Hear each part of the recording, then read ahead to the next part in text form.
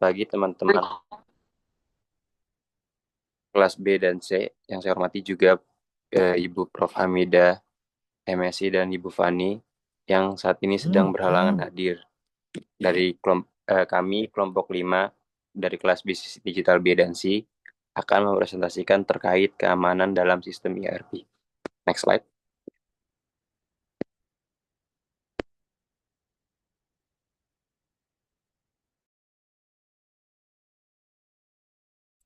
Nah, outline materi kami, yang pertama ada isu keamanan dalam sistem ERP, yang kedua ada risiko dalam sistem ERP, yang ketiga strategi perlindungan data dan keamanan sistem, yang keempat implementasi kebijakan keamanan, yang kelima implementasi kontrol akses, yang keenam penanganan ancaman dan keamanan cyber, yang ketujuh kepatuhan terhadap regulasi dan standar keamanan, yang kedelapan ada studi kasus terkait keamanan sistem ERP dalam perusahaan. Next.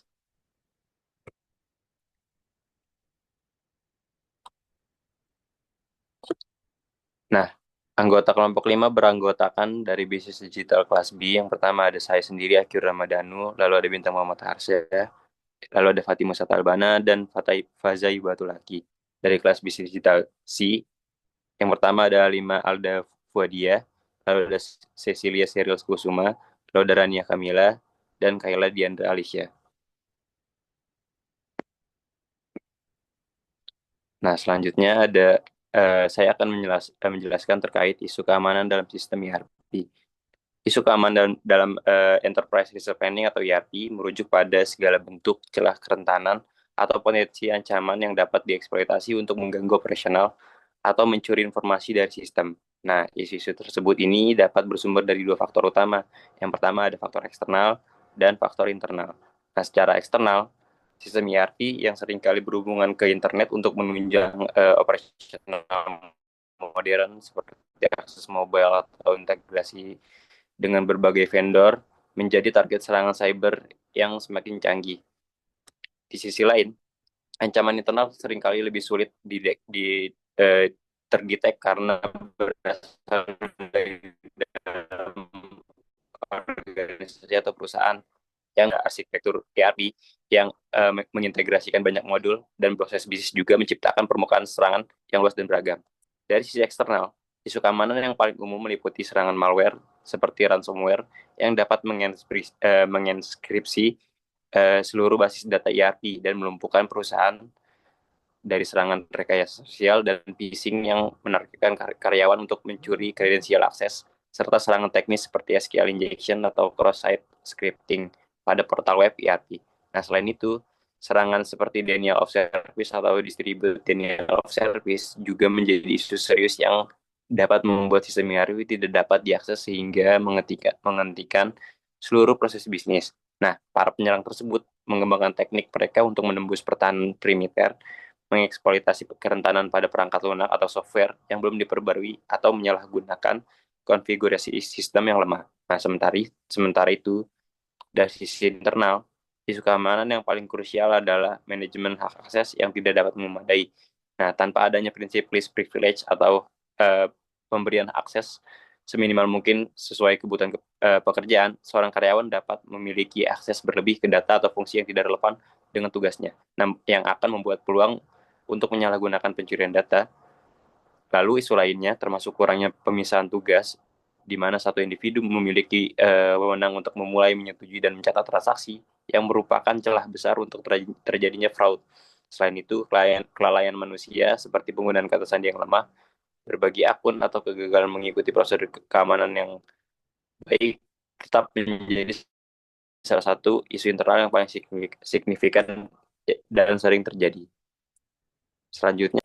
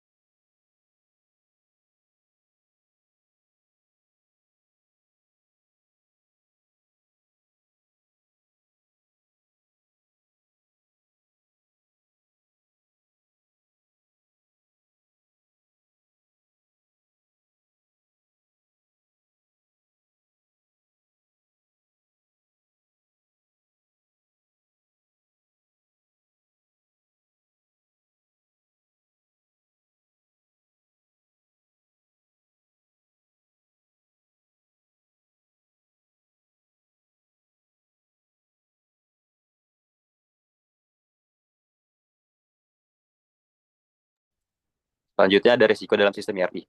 Nah, berbeda dengan isu yang merupakan sumber ancaman, risiko dalam sistem ERP adalah dampak atau konsekuensi negatif yang timbul apabila sebuah ancaman berhasil mengeksploitasi celah keamanan. Nah, risiko tersebut dapat diklasifikasikan ke dalam beberapa kategori utama. Di antaranya yaitu risiko finansial, operasional, reputasi, dan kepatuhan hukum. Nah, mengingat ERP adalah jantung dari operasional perusahaan, maka setiap insiden keamanan sekecil apapun berpotensi menimbulkan efek domino yang merugikan di berbagai lini bisnis. Oleh karena itu, manajemen risiko bukan hanya tentang melindungi data, tetapi juga tentang melindungi keberlangsungan dan stabilitas seluruh entitas bisnis. Secara spesifik, risiko finansial dapat terwujud dalam berbagai bentuk, mulai dari kerugian langsung akibat fraud internal, misalnya pembuatan vendor fiktif dan pembayaran palsu, hingga biaya pemulihan sistem setelah serangan ransomware. Nah, kebocoran data keuangan atau strategi bisnis juga dapat dimanfaatkan oleh kompetitor yang secara tidak langsung mengakibatkan kerugian finansial. Nah, risiko operasional merupakan salah satu yang paling nyata di mana kegagalan atau ketersediaan sistem ERP dapat menghentikan total aktivitas produksi, manajemen inventaris, proses penjualan, dan layanan pelanggan. Downtime bahkan dalam hitungan jam dapat menyebabkan kerugian yang sangat besar karena seluruh rantai pasok dan siklus pendapatan terganggu.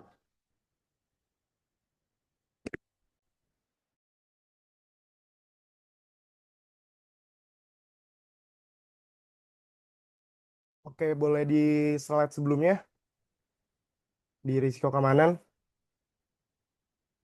Oke, sebelumnya mohon maaf tadi ada kendala terkait audio. Nah, terkait materi dalam risiko dalam sistem ERP. Jadi, sistem ERP merupakan sebuah jantung digital sebuah perusahaan. Nah, mengapa dikatakan jantung digital sebuah perusahaan? Karena sistem ERP ini mengintegrasikan berbagai proses bisnis, mulai dari keuangan, sumber daya manusia, manufaktur, hingga rantai pasok dalam sebuah perusahaan.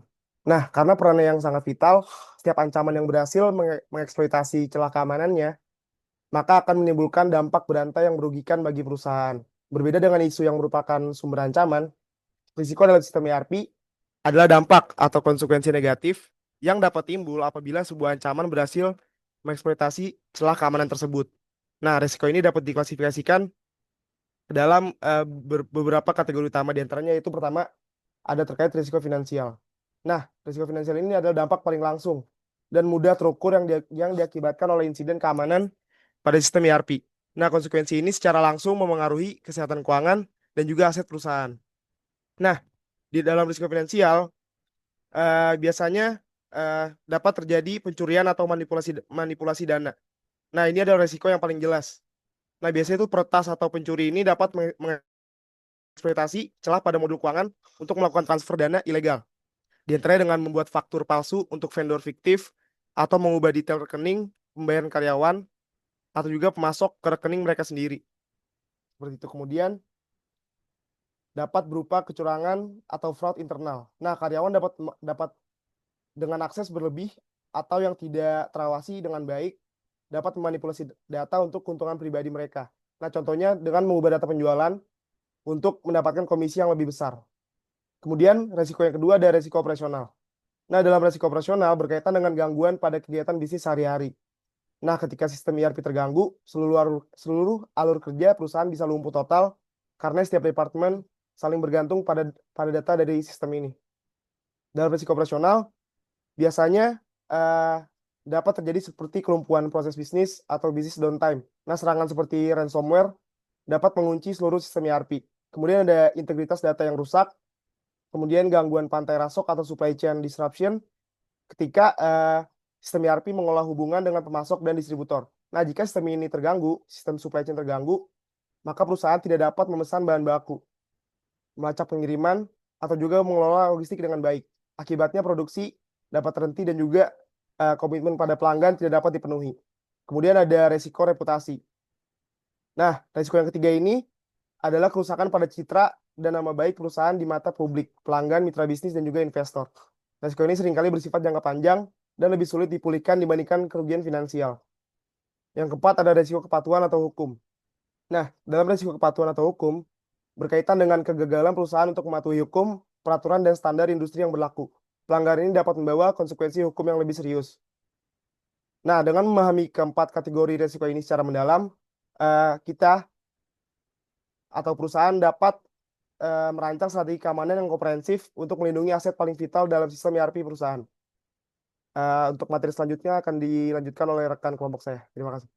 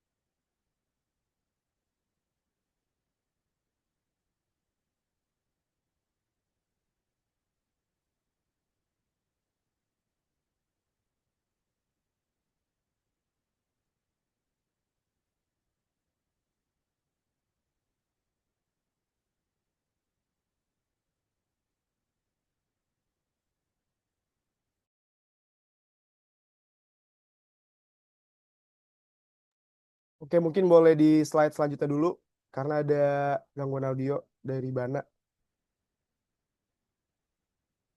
Nah, boleh dilanjutkan.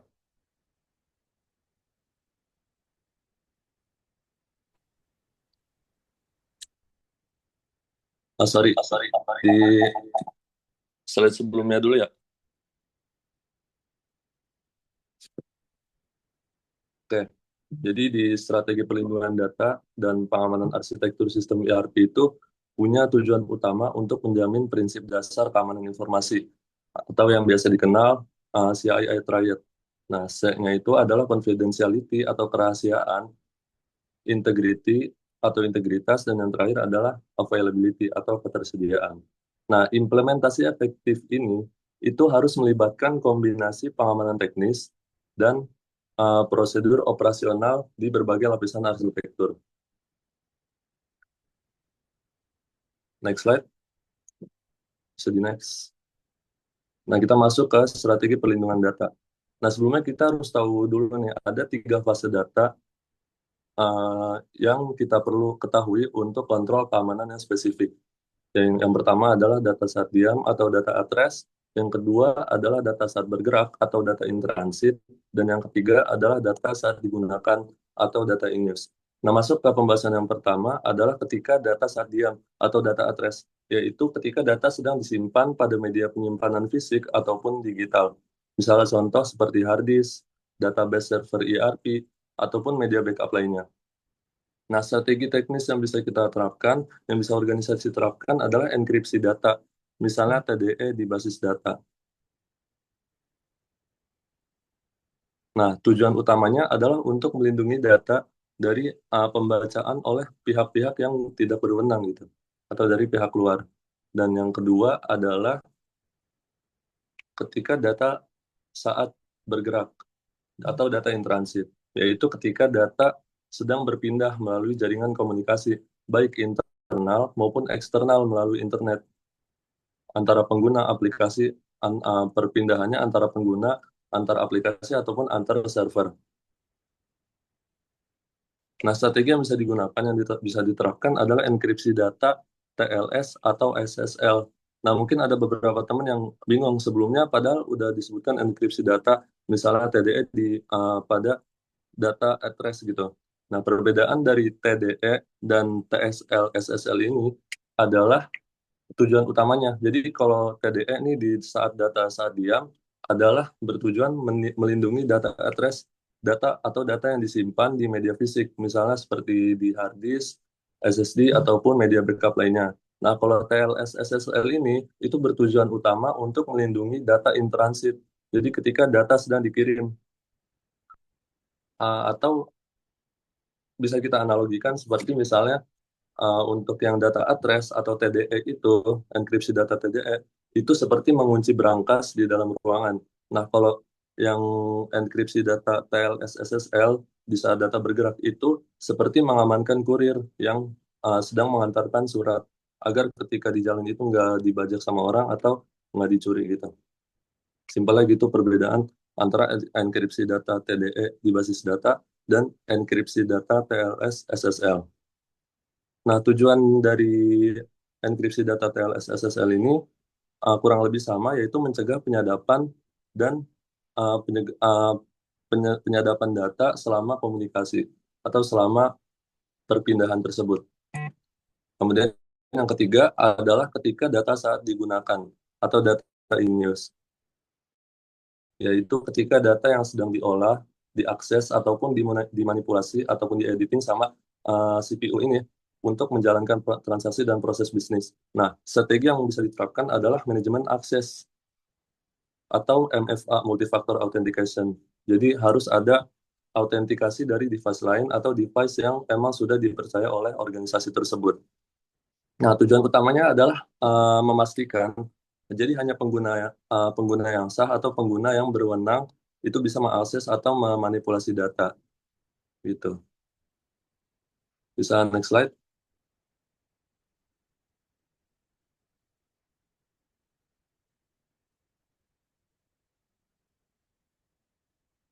Nah, jadi selanjutnya adalah ke pengamanan arsitektur sistem atau defense in depth. Nah, defense in depth ini atau pertahanan berlapis itu adalah strategi keamanan yang esensial. Jadi, sistem itu dilindungi oleh berbagai lapisan kontrol keamanan yang independen. Jadi, konsep ini itu diterapkan untuk menghindari kegagalan tunggal atau single point of failure. Jadi, ketika satu lapisan ditembus nih sama hacker atau sama pihak-pihak di luar yang nggak berwenang gitu, lapisan berikutnya itu bisa memperlambat serangan. Jadi tim IT-nya itu bisa ada waktu untuk membereskan masalah yang mungkin akan datang ataupun mengimplementasikan rencana mitigasi. Nah, strategi ini diterapkan pada arsitektur ERP melalui langkah-langkah sebagai berikut. Yang pertama adalah pengamanan jaringan. Jadi ketika ada di lapisan terluar, kita mengamankan jaringan. Jadi lapisan terluar ini berfokus sama isolasi dan pemfilteran lalu lintas. Jadi organisasi itu harus menerapkan segmentasi jaringan dan virtual local area networks atau VLAN itu berfungsi untuk memisahkan server ERP dari jaringan publik atau non-produksi lainnya. Jadi mengurangi risiko kena hack dari pihak lain. Nah, selain itu, ada lagi itu menggunakan firewall yang dikonfigurasi ketat dan ada intrusion detection dan prevention system atau IDPS untuk memantau dan memblokir lalu lintas yang mencurigakan. Nah, sedikit info bahwa intrusion detection atau prevention system itu adalah sistem keamanan yang mempunyai tugas mendeteksi aktivitas mencurigakan, kemudian mencegah serangan itu terjadi, gitu, simpelnya. Nah, kemudian yang kedua adalah yang kedua dalam penerapan pada arsitektur ERP adalah sistem pengamanan aplikasi dan host.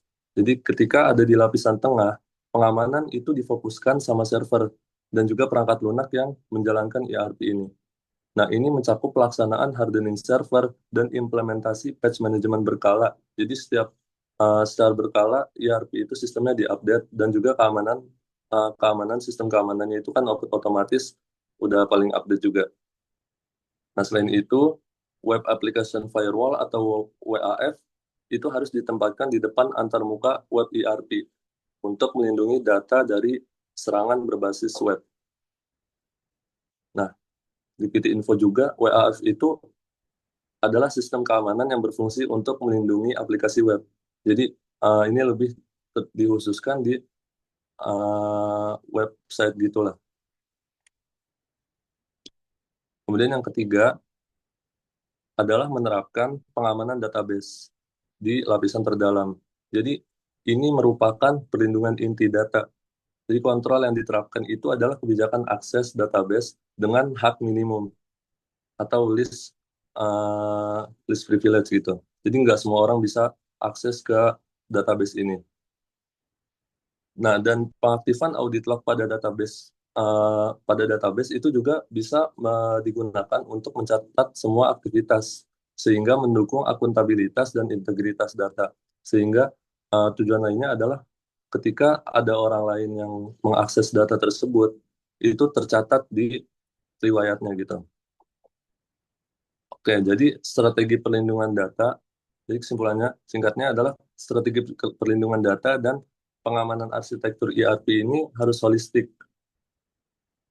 Jadi menerapkan enkripsi dan BCDR itu untuk mendukung CI triad sistem-sistem keamanan lainnya gitu, serta membangun pertahanan berlapis, yaitu defense in depth, mulai dari perimeter jaringan hingga lapisan database untuk memitigasi risiko secara efektif dan mengurangi risiko yang mungkin akan datang di kemudian hari. Oke, topik selanjutnya mungkin bisa dilanjutkan oleh rekan kelompok saya. Materi selanjutnya ada implementasi kebijakan keamanan. Jadi implementasi kebijakan keamanan cyber ini dalam sistem ERP dilakukan dengan menerapkan berbagai kebijakan dan juga kontrol yang tujuannya itu untuk melindungi data perusahaan dari ancaman digital, baik yang berasal dari dalam organisasi maupun dari luar organisasi. Dan contoh penerapan kebijakan keamanan cybernya itu yang pertama ada kebijakan akses dan otorisasi pengguna. Jadi, dalam kebijakan ini, perusahaan menetapkan Role-Based Access Control atau RBAC yang tujuannya itu untuk mengatur hak akses pengguna berdasarkan jabatan atau fungsi kerja. Sebagai contohnya itu, karyawan bagian keuangan hanya memiliki akses pada modul akuntansi, sedangkan pada bagian HR hanya dapat mengakses data karyawan. Yang kedua itu contohnya ada kebijakan penggunaan dan perlindungan data. Seperti contohnya data penting dalam ERP seperti laporan keuangan, daftar pelanggan, atau data gaji. Di mana data-data ini itu dienkripsi baik saat disimpan maupun saat dikirim. Yang ketiga itu ada kebijakan audit dan pemantauan aktivitas. Jadi pada kebijakan ini, semua aktivitas pengguna dalam sistem ERP itu dicatat melalui audit trail yang memuat waktu login, data yang diakses, dan juga perubahan yang dilakukan. Dan dari hasil log aktivitas tersebut, dianalisis lagi secara rutin oleh tim keamanan IT untuk mendeteksi potensi pelanggaran, penyalahgunaan akses, atau anomali yang mengindikasikan adanya serangan cyber. Yang kebijakan keempat itu ada kebijakan tanggap insiden. Jadi apabila terjadi insiden keamanan seperti percobaan peretasan atau kebocoran data, perusahaan itu telah menyiapkan prosedur tanggap darurat yang mencakup isolasi sistem yang terkena dampak, pelaporan ke tim keamanan, analisis penyebab, serta tindakan pemulihan sistem. Dan seluruh proses ini itu juga harus dilaporkan kepada manajemen dan terdokumentasi sebagai bahan evaluasi kebijakan. Yang kelima itu ada kebijakan pelatihan dan kesadaran keamanan. Jadi pada kebijakan ini, karyawan itu diberikan pelatihan rutin tentang ancaman cyber, seperti cara mengenali email phishing, pentingnya penggunaan kata sandi yang kuat, serta etika dalam pengelolaan data perusahaan. Hal ini penting dilakukan karena banyak serangan cyber itu terjadi akibat kelalaian pengguna, bukan semata-mata karena kelemahan dari sistemnya sendiri. Dan contoh yang terakhir itu ada kebijakan kepatuhan terhadap standar dan regulasi. Jadi pada kebijakan ini, perusahaan itu memastikan seluruh praktik keamanan cyber sesuai dengan standar nasional dan juga internasional. Seperti Peraturan Pemerintah Nomor 71 Tahun 2019 tentang penyelenggaraan sistem dan juga transaksi elektronik. Boleh di next slide? Materi selanjutnya itu ada tahapan implementasi kebijakan keamanan dalam ERP. Di mana di sini tahapannya terbagi ke dalam 4 tahap. Yang pertama itu ada perencanaan dan analisis resiko. Pada tahapan ini, proses mengidentifikasi aset penting, seperti data keuangan, data karyawan, serta informasi pelanggan.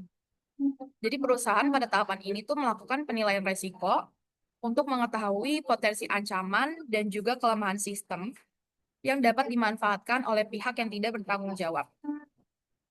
Tahapan yang kedua itu ada penyusunan kebijakan keamanan.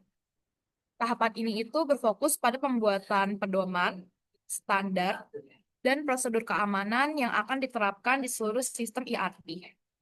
Dan dalam tahap ini itu ditentukan struktur otorisasi pengguna melalui role-based access control, di mana dilakukan penggunaan kata sandi yang kuat, kebijakan pencadangan data, serta mekanisme audit dan pelaporan keamanan. Tahap ketiga itu ada pelaksanaan kebijakan keamanan, di mana penerapan teknis dari kebijakan yang sebelumnya telah disusun. Jadi pelaksanaan ini tuh mencakup penerapan autentikasi ganda, enkripsi data pada saat penyimpanan maupun saat dikirim, serta pengaktifan fitur keamanan. Dan tahapan terakhir itu ada monitoring dan evaluasi. Jadi di sini proses pengawasan berkelanjutan terhadap efektivitas kebijakan keamanan yang telah diterapkan. Jadi audit sistem itu dilakukan secara rutin untuk memastikan tidak ada pelanggaran kebijakan serta menilai apakah sistem itu masih sesuai dengan perkembangan ancaman baru. Dan apabila ditemukan kelemahan, perusahaan itu perlu memperbarui kebijakan dan melakukan penyesuaian terhadap prosedur keamanan. Materi selanjutnya akan dijelaskan oleh rekan saya. Baik, selanjutnya saya akan menjelaskan mengenai implementasi kontrol akses dalam sistem ERP. Kontrol akses itu pada dasarnya adalah mekanisme untuk membatasi hak pengguna sesuai dengan peran dan tanggung jawab mereka di dalam organisasi, dan memiliki tujuan untuk menjaga keamanan data, mencegah penyalahgunaan sistem, serta memastikan bahwa setiap orang hanya bisa mengakses informasi yang memang relevan dengan pekerjaannya. Boleh di next? Jadi dalam ERP itu ada beberapa jenis kontrol akses yang umum digunakan. Yang pertama itu ada Role-Based Access Control, RBAC, di mana hak akses ditentukan berdasarkan peran atau jabatan seseorang. Misalnya, staf keuangan hanya bisa mengakses modul finance, bukan modul milik HR. Kemudian ada Attribute-Based Access Control atau ABAC, di mana sistem mempertimbangkan kondisi tertentu seperti waktu login, lokasi, atau perangkat yang digunakan. Dan yang ketiga ada User-Based Access Control atau UBAC, di mana hak akses diberikan secara spesifik kepada individu pengguna. Dengan tiga pendekatan ini, perusahaan bisa memastikan keamanan data tetap terjaga dan tidak menghambat produktivitas kerja. Boleh di next? Dalam penerapan kontrol akses ERP, ada beberapa langkah dalam implementasinya. Yang pertama itu ada identifikasi struktur organisasi dan kebutuhan akses di setiap bagian. Kemudian, perusahaan juga menentukan peran dan level hak akses untuk tiap pengguna di dalam sistem ERP. Setelah itu juga dilakukan pengujian dan audit secara berkala untuk memastikan kontrol akses berjalan efektif dan tetap sesuai dengan perubahan yang terjadi dalam organisasi. Dan dari penerapan-penerapan tersebut, ada beberapa manfaat utama yang bisa diperoleh. Yang pertama, keamanan data menjadi lebih terjamin karena hanya orang yang berhak yang bisa mengakses informasi tertentu. Yang kedua, efisiensi sistem meningkat karena akses lebih terkontrol dan tidak tumpang tindih. Dan yang ketiga, hal ini juga mendukung kepatuhan terhadap regulasi dan audit atau kebijakan keamanan perusahaan. Dan yang terakhir, meminimalkan risiko human error maupun kebocoran data yang bisa merugikan perusahaan. Selanjutnya akan dilanjutkan oleh rekan saya. Baik, selanjutnya ini kita akan bahas penanganan ancaman dan keamanan cyber. Jadi ancaman cyber atau cyber threats adalah segala bentuk tindakan yang bisa mengganggu, merusak, serta mencuri informasi dari sistem komputer serta jaringannya. Sedangkan keamanan cyber atau cyber security adalah upaya sistematis untuk melindungi sistem informasi dari akses ilegal, modifikasi tanpa izin, gangguan operasional, serta pencurian data. Nah, jenis-jenis ancaman cyber yang seringkali terjadi pada sistem ERP itu, yang pertama ada phishing dan social engineering. Nah, phishing ini adalah jenis serangan cyber di mana dia tuh biasa menggunakan email, pesan teks, atau panggilan telepon, atau web-web palsu, di mana fungsinya ini untuk ngebohongin orang supaya mereka share data sensitifnya, terus ngunduh malware, atau supaya mereka mengekspos diri mereka terhadap kejahatan cyber. Sedangkan social engineering ini itu sama teknik ancaman juga, di mana penipuannya ini memanfaatkan aspek psikologis dari korban kayak manipulasi gitu, tujuannya sama untuk memperoleh data sensitif ataupun akses tertentu dari korbannya. Selanjutnya ini ada ransomware. Nah, ransomware ini adalah jenis ancaman cyber di mana cara kerjanya itu mereka mengenkripsi atau mengunci data-data file korban di dalam suatu sistem sehingga korban itu nggak bisa akses filenya sendiri. Nah, selanjutnya ini ada data breach atau kebocoran data. Nah, data breach ini adalah jenis ancaman cyber di mana pihak yang berwenang berhasil mengakses, mencuri, atau membocorkan informasi sensitif dari suatu sistem. Dan dalam konteks ERP ini, data yang bocor itu bisa berupa laporan keuangan, data pelanggan, informasi karyawan, hingga rahasia bisnis karyawan. Yang keempat itu ada insider threat. Nah, insider threat ini adalah jenis ancaman di mana berasal dari orang dalam perusahaan atau organisasi tersebut. Kayak misalnya dari karyawannya, kontraktor, atau mitra bisnis yang punya akses-akses tertentu ke sistem-sistem informasi perusahaan. Dan yang paling terakhir ini ada DDoS atau Distributed Denial of Service. DDoS ini adalah jenis ancaman cyber di mana mereka spam gitu atau membajiri server atau jaringan dengan permintaan request palsu dalam jumlah yang besar banget. Jadi sistemnya itu jadi lemot, jadi down, jadi lambat, nggak responsif, atau bahkan nggak bisa diakses sama sekali. Nah, kalau dalam konteks ERP, si DDoS ini tuh fungsinya mengakibatkan gangguan sehingga web webnya atau aplikasi atau sistem informasinya itu nggak bisa diakses oleh pengguna internalnya ataupun eksternalnya dan akan berlanjut ke permasalahan proses bisnis kayak misalnya nggak bisa gaji karyawan atau nggak bisa cek penjualan, nggak bisa melacak inventory kalau misalnya mau produksi kayak gitu. Boleh di next. Nah, ini adalah strategi penanganan ancaman dari keamanan cyber. Yang pertama itu ada pencegahannya atau preventive measures. Yang pertama itu ada penerapan kebijakan keamanan atau security policy. Nah, di sini itu kita bisa menetapkan standar keamanan dan penggunaan sistem ERP secara jelas. Nah, kebijakan ini tuh bisa mencakup prosedur pengguna kayak misalnya kata sandinya yang susah, terus hak akses, serta pelaporan insiden. Nah, yang kedua ini ada penggunaan sistem autentikasi atau enkripsi. Nah, kalau dalam sistem ERP, sistem ini tuh harus dilengkapi dengan multi-factor authentication atau MFA dan enkripsi data. Jadi pas nyimpen data ataupun pengiriman data. Nah, yang ketiga ada segmentasi jaringan and firewall. Di sini pemisahan jaringan internal sama eksternal itu mencegah penyerangan mengakses langsung ke server ERP-nya. Nah, firewall dan Instruction Preventive System atau EPS itu bisa ngebantu ngeblokir serangan-serangan yang mungkin akan mengancam data perusahaan. Yang keempat itu ada pembaruan sistem dan patch management. Nah, di sini vendor ERP itu kayak misalnya Oracle atau Microsoft itu biasanya secara rutin tuh melirik security patch di mana perusahaan itu harus memperbarui sistemnya secara berkala sesuai dengan ketentuan supaya nggak ada celah yang bisa diakses sama penipu-penipu. Nah, yang paling terakhir itu dari pencegahan ada pelatihan dan kesadaran pengguna atau user awareness training. Nah, di sini pengguna ERP harus dilatih dan harus dikasih tahu secara berulang untuk mengenali potensi-potensi ancaman kayak untuk phishing, malware, atau praktik keamanan data yang baik.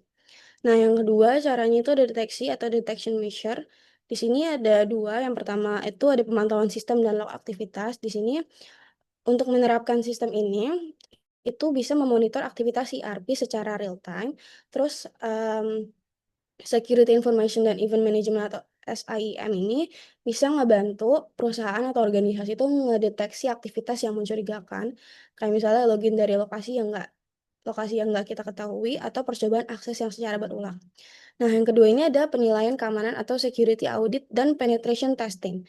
Nah, di sini audit berkala itu bisa ngebantu perusahaan atau organisasi tahu celah keamanan sebelum dimanfaatkan oleh penipu-penipu atau penyerang. Nah, di sini pengujian penetrasi atau penetration test itu penting banget untuk menguji sistemnya. Yang paling terakhir ada respon dan pemulihan atau responsive and recovery measure ini ketika sudah terjadi. Yang pertama ini ada incident response plan atau ERP. Di sini perusahaan bisa memiliki prosedur resmi dalam menangani insiden keamanan termasuk kayak siapa yang bertanggung jawab, terus langkah isolasinya, dan komunikasi ke publik atau ke pelanggan-pelanggannya. Nah, yang kedua ini ada Backup and Disaster Recovering Plan atau DRP. Di sini data penting perusahaan itu harus di-backup secara rutin dan disimpan di lokasi berbeda. Jadi kalau misalnya nantinya ada kebocoran data atau misalnya ada phishing, itu nggak terlalu berdampak, dan dengan demikian kalau misalnya ada serangan ransomware atau kerusakan sistem, datanya bisa dipulihin, bisa dikembaliin tanpa kehilangan secara besar-besaran. Nah, yang paling terakhir adalah forensik digital dan evaluasi pasca insiden setelah terjadi.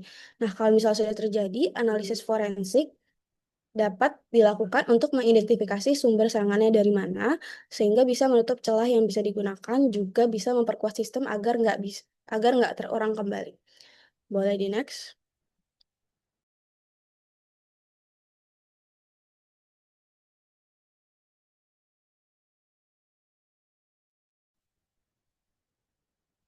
Oke, baik. Sekarang saya akan menjelaskan mengenai kepatuhan terhadap regulasi dan standar keamanan.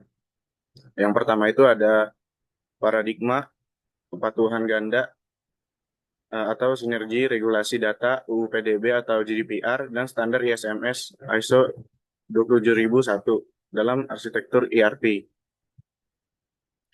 Nah, sistem ERP ini merupakan jantung operasional, tempat semua data sensitif mulai dari keuangan hingga SDM terpusat, yang kini tidak lagi hanya soal efisiensi bisnis. Nah, di satu sisi kita diwajibkan oleh hukum seperti Undang-Undang Perlindungan Data Pribadi di Indonesia atau GDPR di Eropa. Nah, di sisi lain, kita wajib mengadopsi praktik teknis terbaik melalui standar keamanan seperti ISO 27001.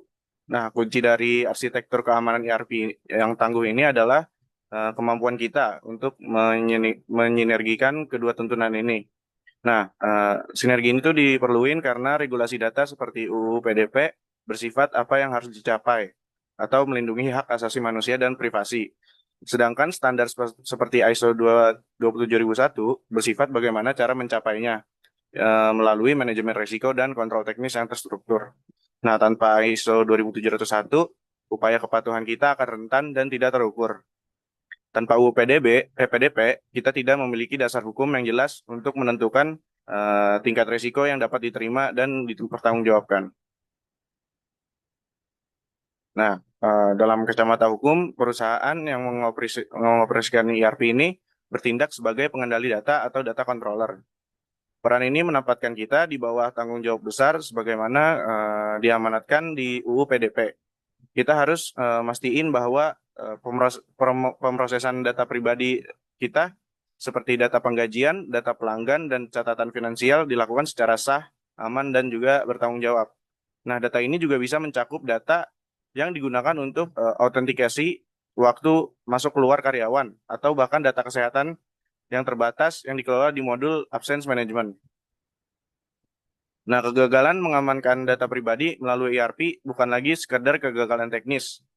Ini sudah masuk ke pelanggaran hak asasi manusia terkait privasi. Potensi dari konsekuensi ini tidak hanya terbatas pada denda finansial yang besar. Ini juga mencakup kerusakan reputasi yang sulit dipulihkan di mata publik dan juga bagi mitra bisnis lainnya. Serta juga bisa ada potensi penghentian operasional akibat investigasi regulasi.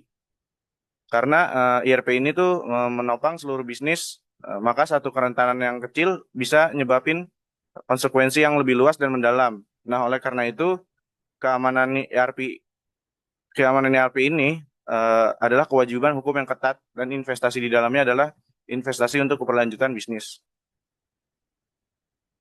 Nah, lalu bagaimana sih cara kita memadukan hukum dan praktik teknis, yaitu melalui kerangka kerja terpadu. Yang pertama itu ada regulasi UU PDB atau GDPR yang mendefinisikan tujuan kepatuhan, yaitu melindungi hak subjek data dan menjamin prinsip kerahasiaan, integritas, dan ketersediaan. Lalu juga kita menggunakan standar ISO 27001 yang menyediakan mekanisme implementasi yang praktis. Nah, ISO 27001 ini menawarkan kerangka manajemen keamanan berbasis resiko yang sangat terstruktur. Ini bisa memungkinkan kita membangun ISMS, mengidentifikasi dan mengendalikan risiko spesifik yang unik bagi ERP kita. Nah, pendekatan ISO 27701 ini, khususnya melalui Statement of Applicability, menjadi mekanisme akuntabilitas yang sempurna. Nah, terus kita juga tidak bisa mencapai hukum UU PDP tanpa kerangka teknis matang. Standar ini memastikan bahwa kebijakan keamanan kita tidak bersifat ad hoc, melainkan terstruktur, terdokumentasi, dan terverifikasi. Nah, sifat ISO 27701 yang berkelanjutan ini juga memastikan ISMS kita terus berkembang seiring perubahan regulasi dan juga teknologi ERP. Nah, lalu yang kedua itu ada pengaruh regulasi dan standar terhadap perancangan kebijakan keamanan. Nah, regulasi ini secara eksplisit menentukan PBD atau Privacy by Design. Nah, ini berarti perlindungan data harus menjadi fitur bawaan, bukan fitur tambahan aja yang dipasang belakangan. Nah, implementasi PBD ini menuntut untuk mendefinisikan pengaturan default yang paling melindungi privasi. Contohnya, misalkan saat mendesain modul HR, kebijakan harus memastikan data hanya dikumpulkan dengan batasan tujuan yang jelas. Nah, dan data juga harus diminimalisir sejak awal. Kita harus merancang kebijakan yang mendikte arsitektur sistem, bukan sebaliknya. Misalkan sebagai contoh teknis, secara default semua data sensitif PII di modul Customer Relationship Management harus disamarkan atau dimask atau dianonimkan juga untuk pengguna yang tidak memiliki izin khusus. Pengguna ini hanya dapat melihat data yang tidak disamarkan setelah melalui authentication yang berlapis. Nah, hal ini memastikan bahwa privasi adalah kondisi bawaan dan bukan pilihan yang harus diaktifkan oleh pengguna akhir. Nah, lalu kebijakan juga harus menerjemahkan prinsip hukum abstrak, yaitu menjadi kontrol operasional yang spesifik, terutama dalam kontrol akses. Nah, ini merupakan domain di mana ISO 27701 sangat berperan. Kebijakan kita harus menerapkan least privilege, yaitu karyawan hanya diberikan akses ke data sensitif sebatas yang mutlak yang diperlukan dalam role mereka. Nah, misalkan seorang manajer IT boleh memiliki akses fisik ke server, tetapi kebijakan harus secara tegas melarangnya mengakses rincian penggajian karyawan di modul HR. Nah, kebijakan juga harus mencakup keamanan perangkat titik akhir seperti laptop atau ponsel dengan enkripsi dan juga kontrol akses yang memadai. Karena titik akhir ini sangat lemah, yang merupakan sumber signifikan dari pelanggaran. Untuk ERP yang dapat diakses melalui perangkat seluler, kebijakan harus terintegrasi dengan solusi Mobile Device Management atau MDM. Nah, MDM ini secara otomatis memverifikasi kondisi keamanan perangkat seperti pembaruan OS, status enkripsi, dan juga tidak adanya jailbreak sebelum mengizinkan akses ke data sensitif ERP. Nah, lalu selanjutnya area kebijakan yang paling menantang secara teknis adalah kepatuhan terhadap prinsip storage limitation dan right to erasure. Nah, regulasi ini mewajibkan data pribadi dihapus jika tujuannya sudah terpenuhi atau sesuai permintaan saja. Secara kebijakan harus memiliki jadwal retensi yang jelas. Namun, implementasi teknis dalam sistem ERP yang sudah terintegrasi tinggi sering menciptakan friksi-friksi operasional. Nah, keterbatasan arsitektural ini dapat mencegah penghapusan data inti secara tuntas. Tantangan teknis utama adalah membedakan antara soft deletion, seperti sekedar menandai data sebagai dihapus tanpa menghapusnya dari basis data, dan juga hard deletion, yaitu penghapusan permanen secara fisik.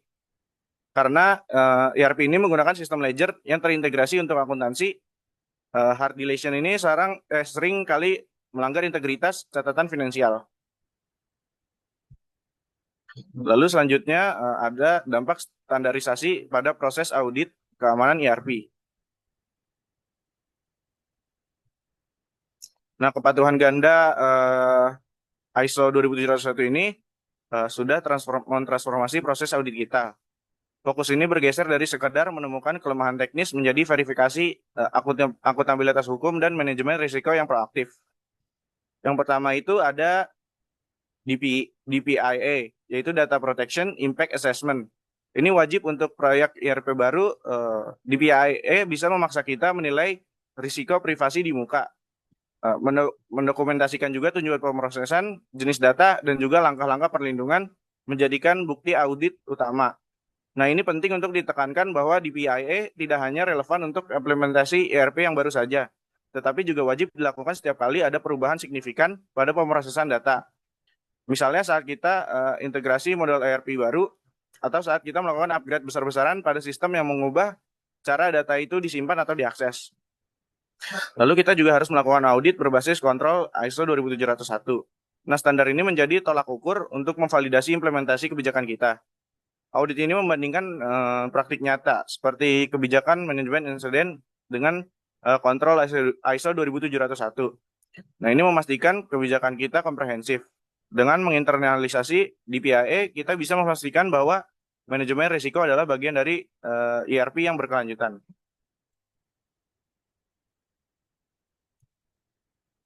Next slide, tolong. Nah, lalu kepatuhan terhadap regulasi dan standar keamanan yang terakhir adalah implikasi kepatuhan atau compliance bagi operasional dan strategi perusahaan. Nah, kepatuhan keunggulan kompetitifnya adalah kepatuhan ketat terhadap ISO 27701 dapat kita ubah menjadi keunggulan kompetitif yang strategis. Sertifikasi dan bukti kepatuhan yang kuat bisa menunjukkan komitmen tinggi terhadap privasi yang secara langsung meningkatkan reputasi dan juga kredibilitas bisnis kita di mata mitra, pemasok, dan juga pelanggan global. Lalu juga ada risiko finansial, yaitu konsekuensi finansial dari ketidakpatuhan itu sangat serius. UU PDP menetapkan sanksi denda yang dapat mencapai 2% dari pendapatan tahunan. Lalu denda GDPR juga bahkan mencapai ratusan juta euro. Struktur denda berdasarkan pendapat ini menempatkan keamanan data sebagai risiko finansial yang tingkat eksekutif yang harus dilaporkan langsung kepada Dewan Direksi.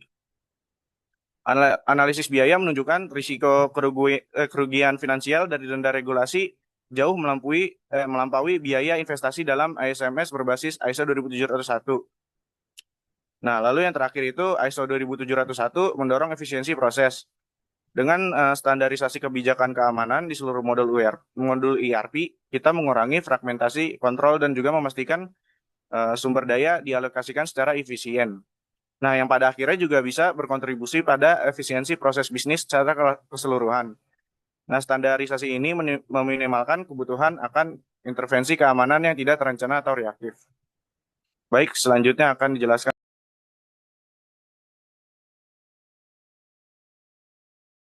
Oke, selanjutnya kita beralih pada studi kasus. Di sini kami mengambil insiden keamanan data pada implementasi ERP di perusahaan Sentra Logistik Nusantara. Latar belakangnya, PT Sentra Logistik Nusantara atau SLN ini adalah perusahaan penyedia jasa logistik nasional yang menggunakan sistem ERP untuk mengintegrasikan seluruh proses bisnisnya, mulai dari manajemen inventory, keuangan, hingga hubungan pelanggan. ERP menjadi tulang punggung operasional perusahaan, sehingga keamanan data menjadi aspek yang krusial. Nah, tapi pada tahun 2023, SLN mengalami insiden kebocoran data pelanggan akibat lemahnya kontrol akses dalam modul keuangan ERP.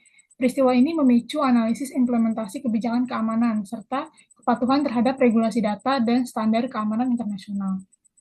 Selanjutnya, perusahaan melakukan identifikasi risiko dalam sistem ERP-nya. Nah, berdasarkan hasil investasi, ditemukan beberapa kategori risiko utama. Yang pertama ada risiko finansial.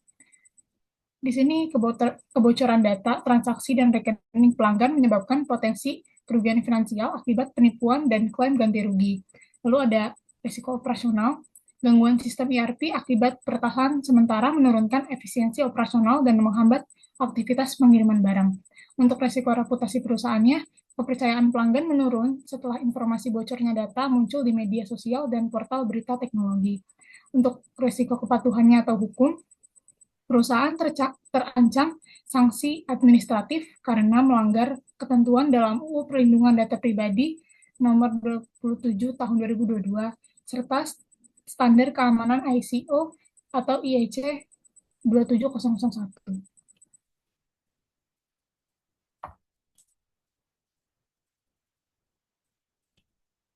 pada studi kasus itu, implementasi kebijakan keamanan ERP-nya adalah pasca insiden tersebut, manajemen SLM membentuk tim keamanan informasi untuk menerapkan kebijakan keamanan ERP secara sistematis berdasarkan tahapan berikut. Yang pertama ada perencanaan dan analisis risiko. Di sini tim melakukan risk assessment terhadap seluruh modul ERP untuk mengidentifikasi celah keamanan, terutama pada hak akses pengguna dan enkripsi data. Yang kedua, penyusunan kebijakan keamanan. Di sini perusahaan menyusun dokumen ERP security policy yang berisi yang pertama, pembatasan hak akses berbasis peran atau role-based access control. Yang kedua, ada prosedur autentikasi ganda untuk pengguna internal. Yang ketiga, ada kewajiban enkripsi data, transaksi, dan laporan keuangan. Lalu perusahaan melakukan pelaksanaan kebijakan, di mana seluruh penggunaan ERP diwajibkan mengikuti pelatihan awareness keamanan siber. Tim IT juga menerapkan sistem deteksi intrusi atau intrusion detection system, serta memperkuat firewall dan audit trail. Yang terakhir, perusahaan memonitoring dan mengevaluasi, di mana dilakukan audit keamanan setiap 6 bulan sekali dengan memanfaatkan logging dan real-time monitoring untuk mendeteksi aktivitas mencurigakan di dalam sistem ERP. Nah, kesimpulannya dari kasus PT SLN ini menunjukkan bahwa keamanan ERP itu bukan sekedar aspek teknis, melainkan juga strategis dan regulatif. Kegagalan dalam mengelola kontrol akses dan perlindungan data dapat menimbulkan dampak besar, baik finansial, operasional, maupun reputasional. Penerapan kebijakan keamanan yang komprehensif disertai kepatuhan terhadap regulasi seperti UU PDP dan standar ISO atau IEC 27001 menjadi kunci utama dalam menjaga keberlangsungan dan kredibilitas perusahaan berbasis ERP. Nah, sekian presentasi dari kami, kelompok 5. Terima kasih atas perhatiannya. Apabila ada hal yang ingin disampaikan atau ditanyakan dari teman-teman, dipersilahkan.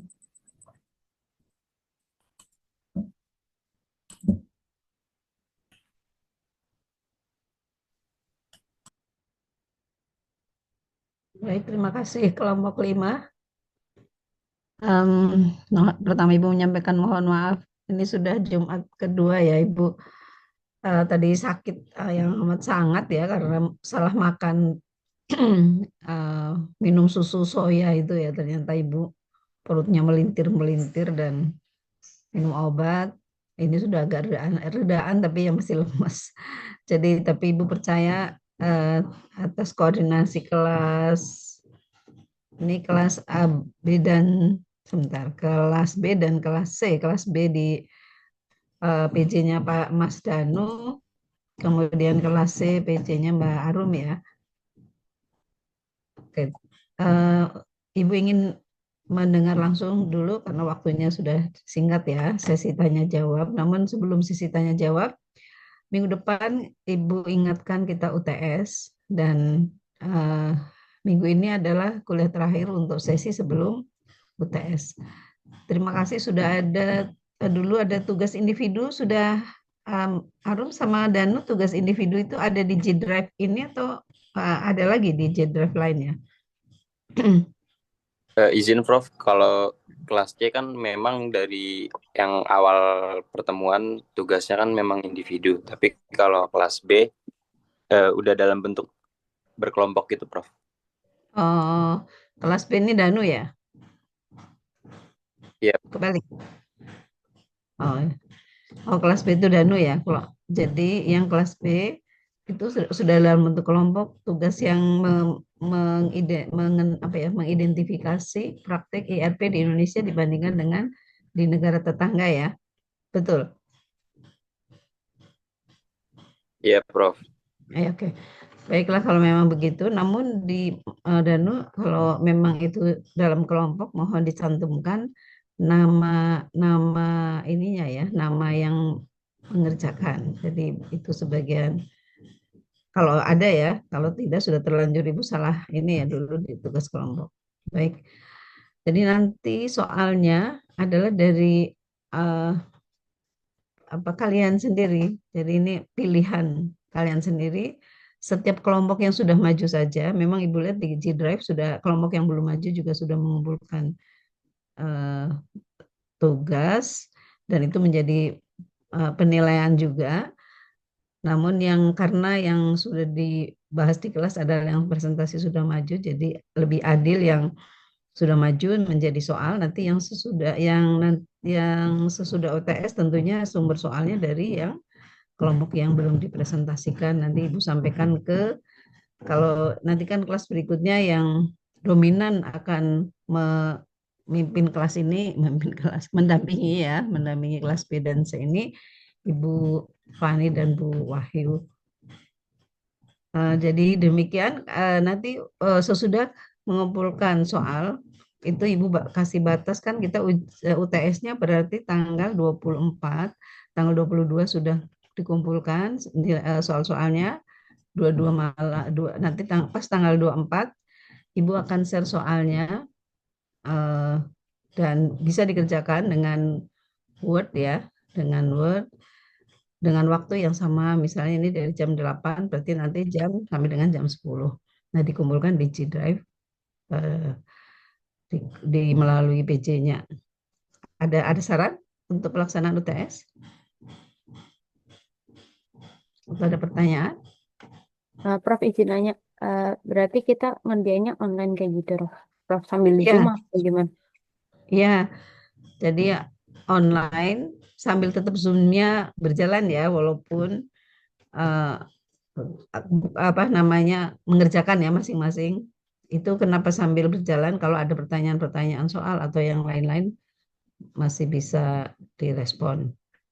Dan itu sebagai bukti bahwa kita melakukan TS. Absensi tetap perlu ya. Ibu nggak tahu nih absensinya biasanya kan tanda tangan ya.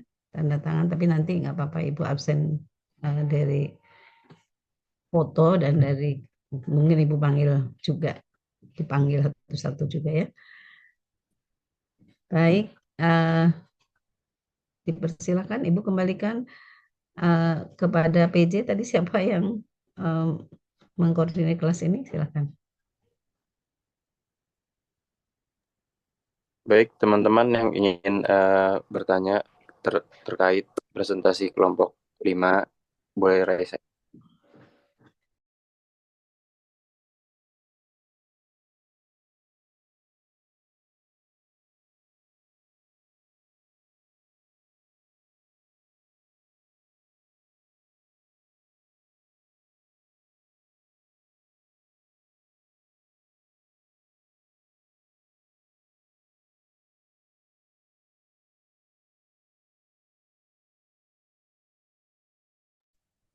Oh ya, jangan lupa juga nanti PPT-nya ini kan tadi sudah dipresentasikan.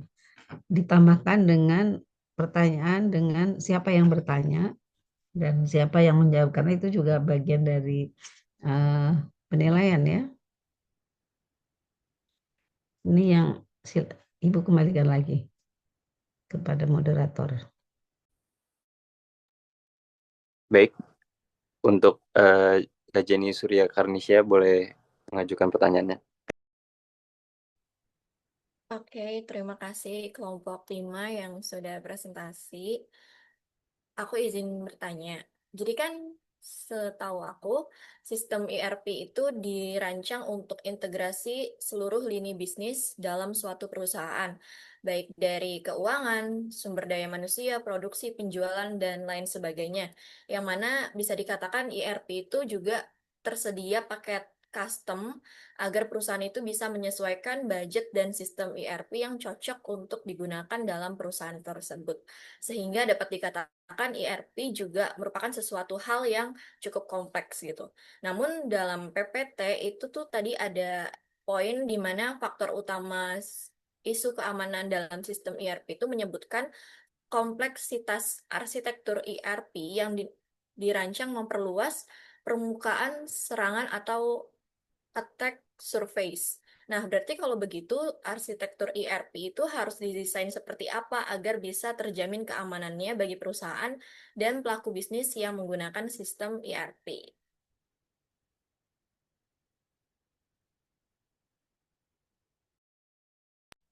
Baik, terima kasih Kak Jenny. Untuk pertanyaannya bisa kita tampung dulu ya. Mungkin next untuk Reza Almeida. Oke, terima kasih untuk kelompok 5.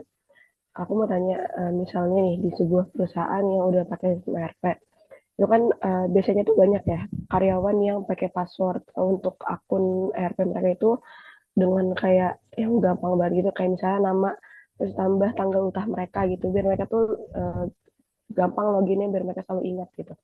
Terus ada juga misalnya karyawan yang misalnya tuh udah nggak kerja di sana, kayak udah resign, tapi akunnya masih belum dinonaktifin sama IT-nya gitu. Nah, dan dia tuh masih bisa login ke sistem buat ngasih data keuangan perusahaan. Kira-kira kenapa sih hal kayak gini tuh bisa kejadian di perusahaan yang udah punya sistem canggih kayak ERP? Dan apakah karena kebijakan keamanan itu belum berjalan dengan baik, atau karena kesadaran penggunanya ini masih rendah?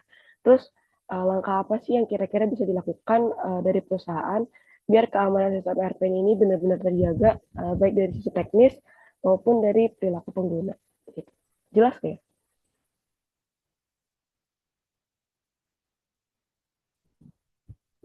Baik, sangat jelas.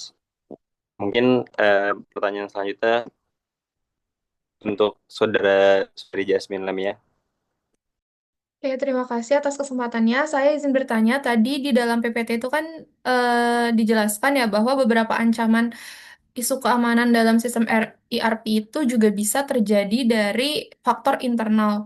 Nah, gimana caranya efektif untuk mengimplementasikan dan memaksimalkan segregation of duties dalam ERP tanpa memperlambat proses bisnis dan produktivitas dari pengguna? Sudah jelas, Pak? Sudah jelas. Mungkin Ian Alma. Oke, terima kasih untuk penjelasannya dari materi kelompok 5. Izin bertanya, di bulan September kemarin itu kalau nggak salah tuh ada berita tentang Samsung Zero Day. Jadi tuh katanya ada celah di sistem HP-nya Samsung ini bisa diretas dari jarak jauh. Jadi dari si Samsung emang ngeharusin penggunanya buat nge-update software-nya yang terbaru. Nah, kalau kayak gitu nih di bagian tadi kalau nggak salah ada di bagian pelatihan dan kesadaran keamanan, itu tuh masih bisa bantu nggak sih? Soalnya kan kadang mereka ini udah hati-hati, tapi kalau misalkan perangkatnya tuh udah rentan, jadinya tetap bisa bahaya kan buat data perusahaan juga, apalagi kalau misalkan mereka ini sering akses sistem ERP dari HP pribadi gitu misalkan. Nah, terus dengan kasus-kasus kayak gini biasanya kita kan taunya dari berita ya. Kalau misalnya ada orang yang kurang update soal isu-isu keamanan kayak gini, gimana tuh perusahaan bisa mastiin mereka tetap waspada dan nggak ketinggalan informasi penting soal ancaman-ancaman cyber, contohnya kayak si Zero Day ini. Apakah sudah jelas kelompok 5? Sudah jelas. Terima kasih, Ian.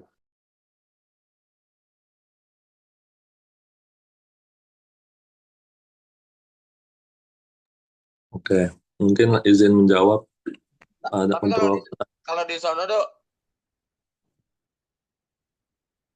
izin menjawab untuk pertanyaan dari Kak Jenny ya.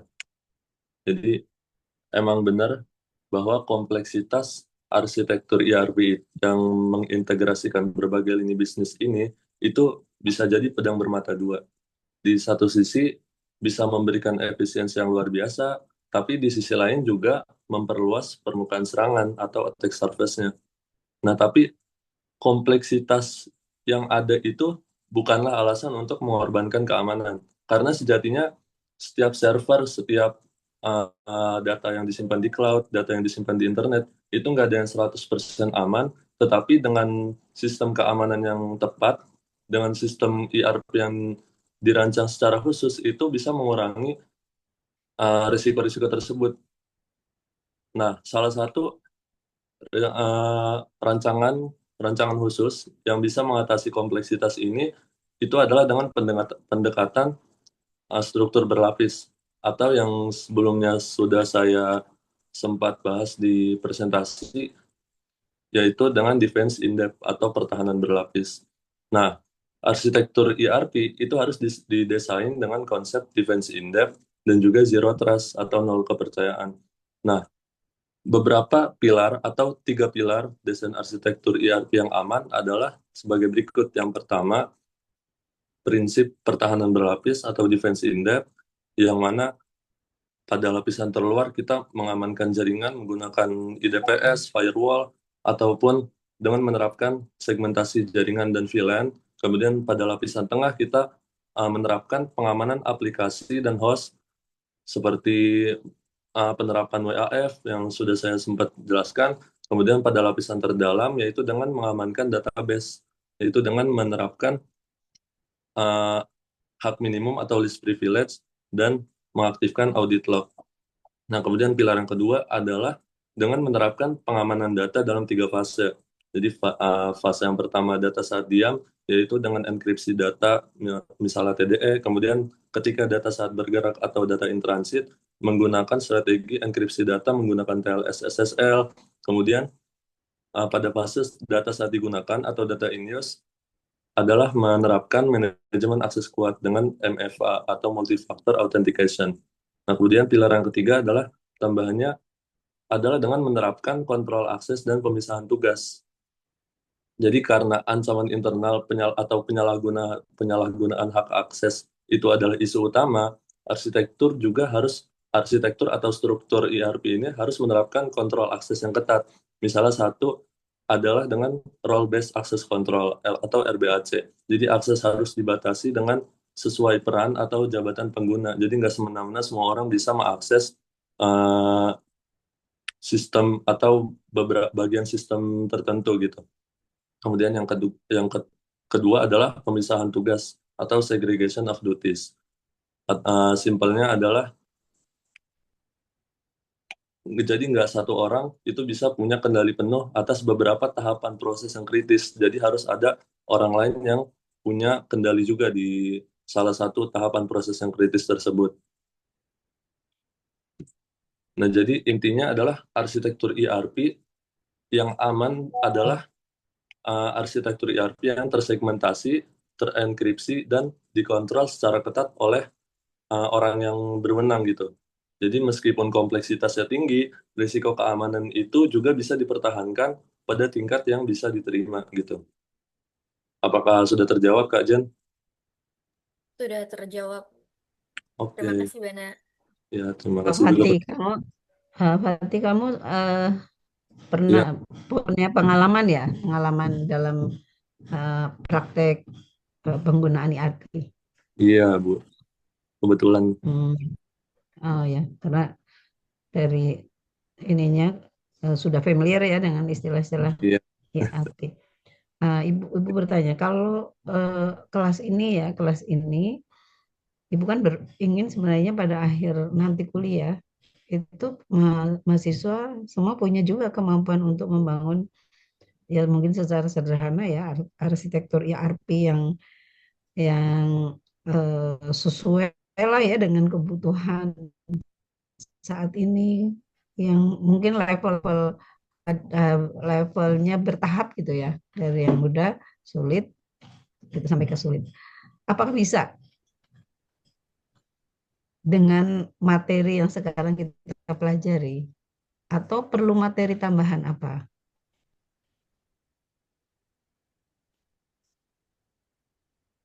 Materi yang kita pelajari ini kan selama ini nih kita masih belajar, jadi ini pengetahuannya. Kalau intelektual kapital ya, itu kan ditentukan oleh pengetahuan. Ya, ini sekarang lagi pengetahuan nih. Tetapi kalau hanya pengetahuan tidak pernah diimplementasikan, itu jadi tidak terampil. Jadi hanya tahu knowledge tapi skillnya tidak terbentuk. Ibu rancang sebenarnya kurikulum ini sampai dengan ini pengetahuan dasarnya ya. Nah, nanti sesudah UTS ini lebih kepada bagaimana mengimplementasi pengetahuan itu kepada praktek-praktek ERP. Nah, jadi boleh ya nanti nyampaikan usul materi-materi apa yang perlu ditambahkan pada eh, sesudah UTS agar teman-teman juga paling tidak kayak Fatih ini paling tidak sudah mengetahui gitu ya IRP yang aman itu bagaimana misalnya tadi oh harus ada pembagian tugas jangan di hanya pada satu orang oh ternyata harus berlapis gitu ya supaya tidak mudah di apa ya dibobol gitu ya. Oke, seperti itu. Boleh nanti tidak mesti sekarang, boleh juga melalui WA ke Ibu maupun ke Bu Fani maupun ke Bu Wahyu.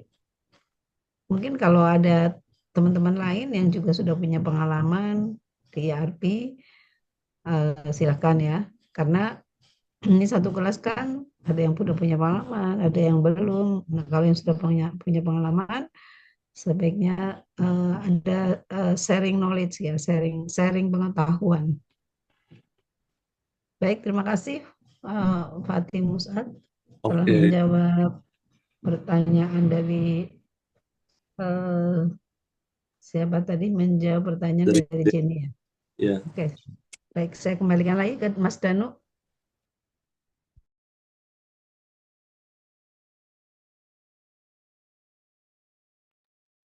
Mungkin teman saya ingin menjawab pertanyaan dari Jasmine Lamia sama Reza Almeria dulu. Oke, baik. Terima kasih Danu atas kesempatannya. Mungkin saya akan menjawab pertanyaan dari Raisa. Jadi pertanyaannya adalah, misalnya di sebuah perusahaan yang udah pakai sistem ERP, masih banyak karyawan yang pakai password yang gampang, kayak nama sama ulang tahun. Nah, itu tujuannya kan biar mereka buat lebih gampang ingat. Atau juga ada karyawan yang udah resign tapi akunnya belum dinonaktifin sama perusahaannya kayak gitu. Nah, kira-kira kenapa hal ini bisa kejadian di perusahaan yang udah punya sistem canggih kayak ERP? Nah, pertanyaan Ayah tadi ada 3.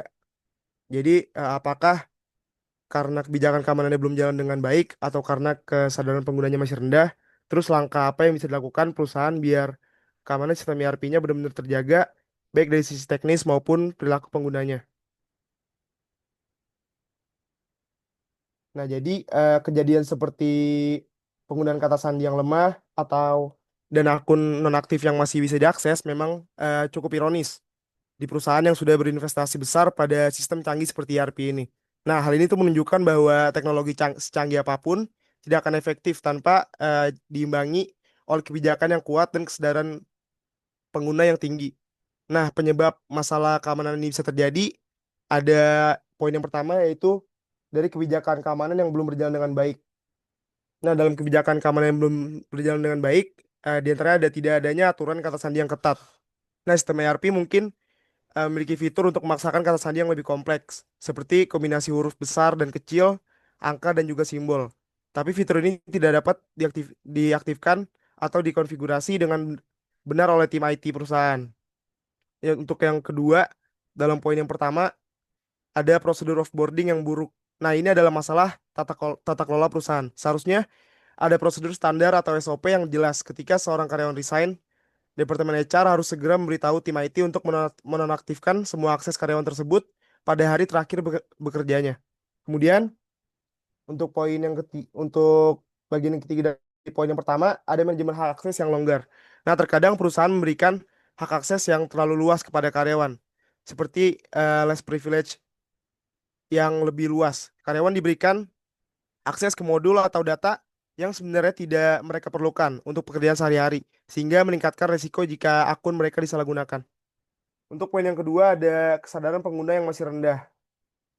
Nah, biasanya itu perusahaan masih mengutamakan kenyamanan di atas keamanan. Kemudian ada kurangnya rasa kepemilikan atau sense of ownership dari karyawannya. Yang dimana tuh banyak karyawan melihat keamanan cyber sebagai tanggung jawab tim IT semata. Mereka tidak merasa bahwa menjaga keamanan akun mereka adalah bagian dari tanggung jawab pribadi dalam melindungi aset perusahaan. Kemudian eh, terkait langkah-langkah untuk menjaga keamanan sistem ERP, pertama ada dari sisi teknis. Nah, jadi ini bisa dengan menerapkan kebijakan kata sandi yang lebih kuat. Kemudian dapat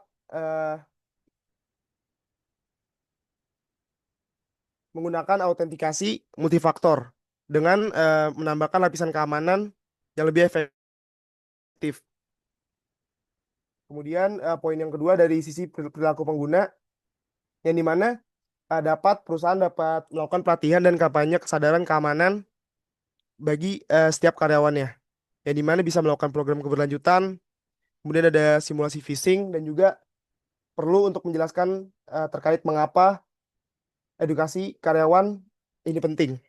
Dengan menunjukkan bagaimana kebocoran data keuangan dapat merugikan perusahaan, yang pada akhirnya dapat berdampak pada stabilitas pekerjaan mereka. Nah, dengan mengombinasikan langkah-langkah teknis yang baik dalam sistem ERP perusahaan, perusahaan dapat memastikan bahwa investasi mereka pada sistem ERP benar-benar terlindungi secara maksimal bagi perusahaan dan juga seluruh karyawan. Apakah cukup menjawab? Ayah, Sudah cukup menjawab. Terima kasih, Bintang.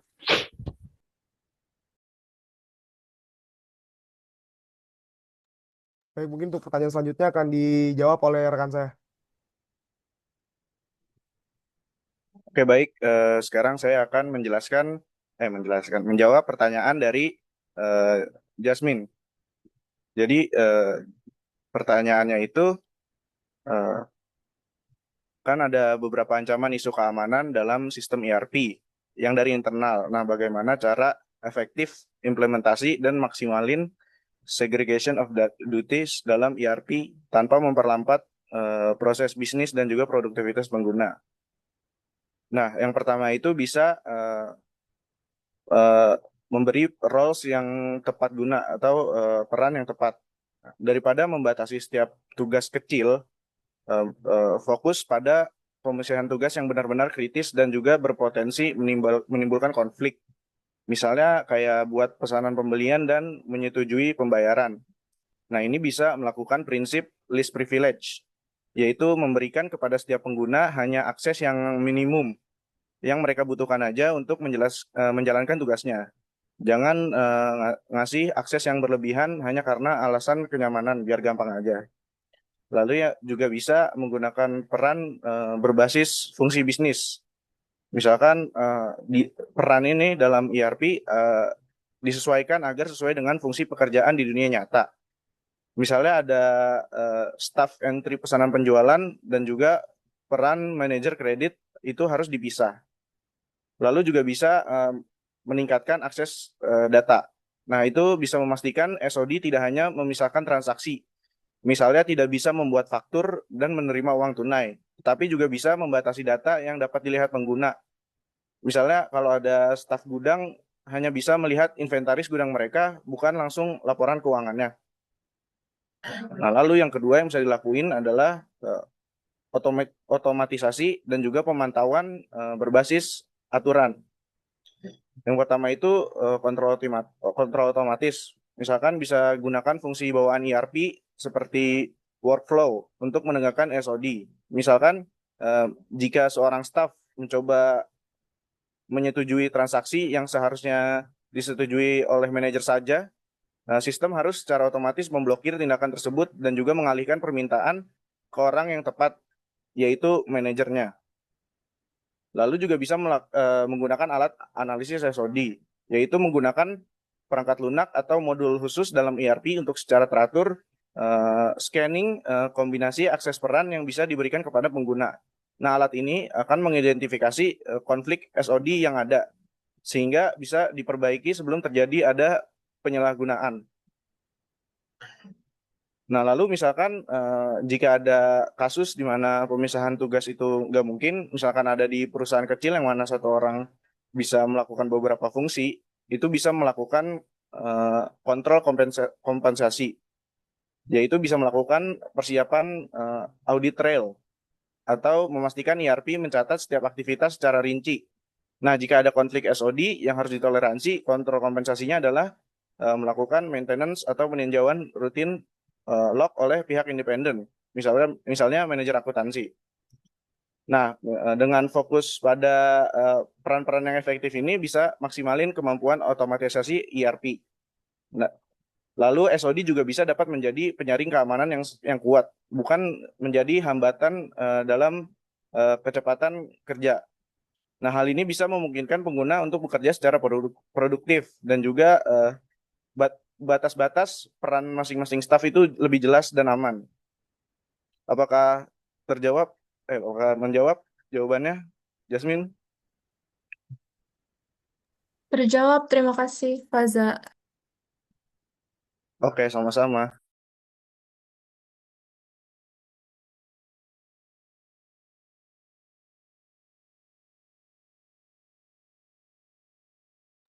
Saya izin menjawab pertanyaan dari Jihan. Tadi kan Jihan bertanya tentang kasus Samsung Zero Day, di mana katanya ada celah pada sistem HP Samsung sampai bisa diretas dari jarak jauh tanpa pengguna ngapa-ngapain.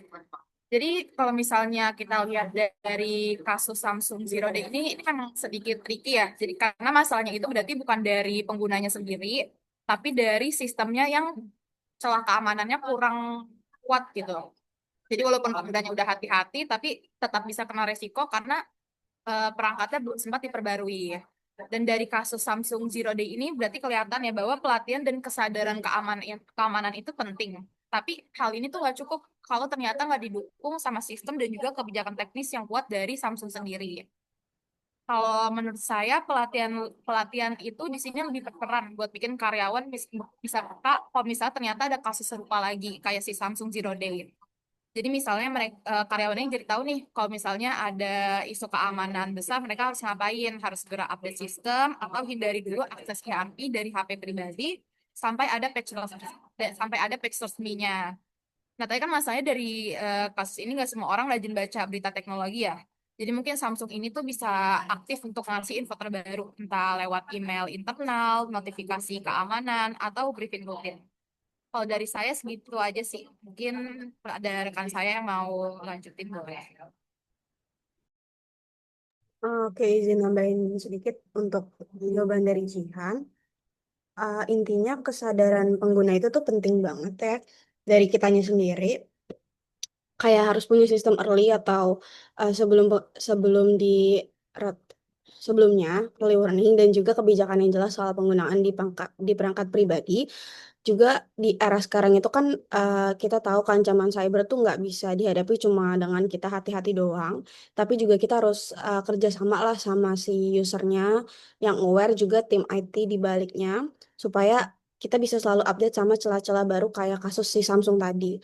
Terus juga perusahaan sebaiknya bisa lebih tegas kayak si Samsung ini kayak misalnya soal aturan bring your own device atau BUOD, yaitu posisi di mana karyawan yang pakai HP atau laptop pribadi buat akses ke sistem ERP supaya aksesnya sebaiknya bisa aksesnya cuma boleh dari perangkat yang udah diverifikasi dan rutin aja diperbarui supaya nggak ada celah dari ancaman cyber. Nah, dengan kayak gini resiko untuk diretas ataupun ada kebocoran-kebocoran data itu bisa lebih dikendalikan dan juga perlindungan terhadap ancaman kayak zero day tadi itu bisa nggak bergantung pada kehati-hatian si pengguna handphonenya aja.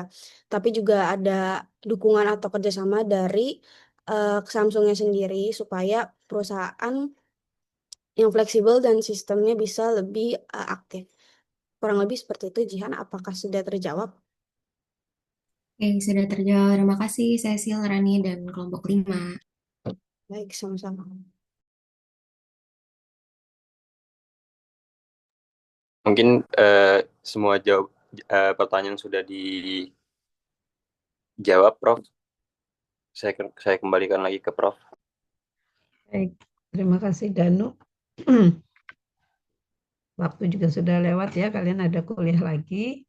Nah ini terima kasih atas pertanyaan dan jawaban tadi dari ada Cecilia yang jawab ya, ada Fasa, ada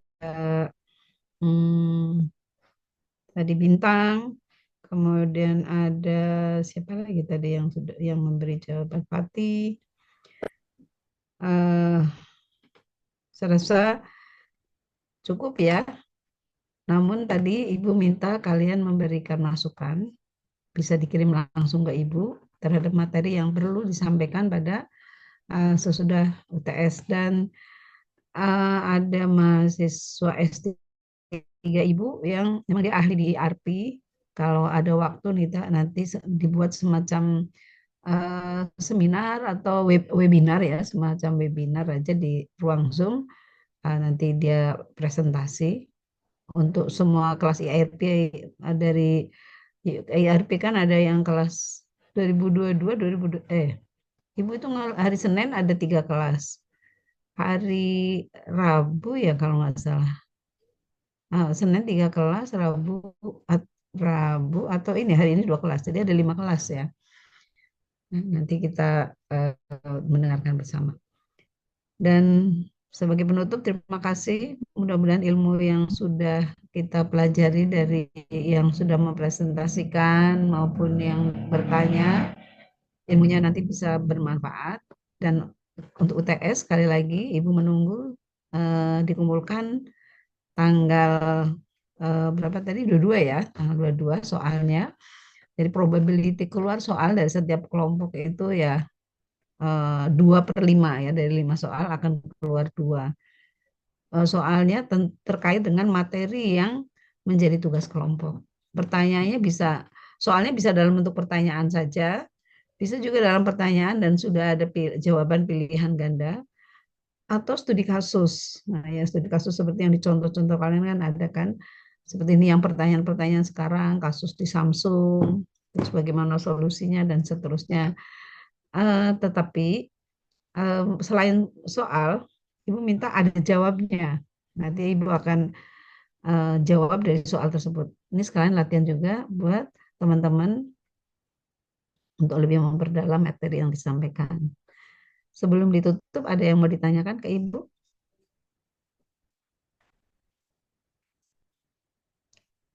Mohon difoto dulu Danu maupun PC-nya. Dan biasanya motret siapa nih? Yang akan screenshot Bintang ya, Ibu. Oh ya, silakan. Tolong Bintang. Sebelumnya, Prof, mohon maaf. Ya, Apabila dari kelas C mungkin ada yang tidak ke foto, karena izin Prof, kelas C ini jam 10 udah mulai kelas yang lain. Jadi gitu. udah ada sebagian yang keluar. Tapi tadi ada di awal nggak ada foto ya? Tadi saat selesai presentasi sudah foto. Oh ya boleh. Nanti dikirim ke Ibu ya. Baik, Prof. Oke, silakan. Prof, saya izin buat screenshot ya. Ya, silakan Bintang.